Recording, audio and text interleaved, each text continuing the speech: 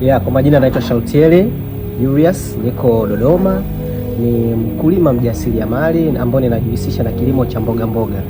Niko maeneo ya Veyula, kama unaelekea Nzasa kuna kijiji kanaitwa Mbande. Niko pale najihusisha na kilimo cha mboga mboga.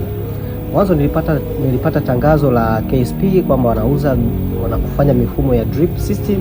So nikaamua kufunga safari kutoka Dodoma kuja mpaka Dar es Salaam. Nimekutana nao, nimefika, ofisi zao nzuri, jamaa ni wakarimu, wanafanya kazi nzuri, na nawashauri watu wengine, mkipata nafasi ya kuja Dar es Salaam, mkitaka kutafuta bidhaa zote ambazo zinajihusisha na umwagiliziaji, njoo muone. Jamaa wako poa, wanafanya kazi nzuri. Ukija Dodoma utanikuta mimi, ukija huku utakuta KSP. Karibu sana.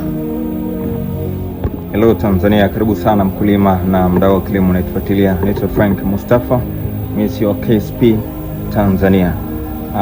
Lengo letu au kazi yetu ni moja tu, kuhakikisha kuwa wewe mkulima na mjasiriamali wa kilimo unafikiwa na teknolojia ya umwagiliaji wa matone katika mazao yote, mazao ya mboga mboga na matunda, lakini na mazao mengine ya shambani ambayo unaweza ukalima na ukapata kipato. Sasa siku ya leo imekuwa ni siku njema.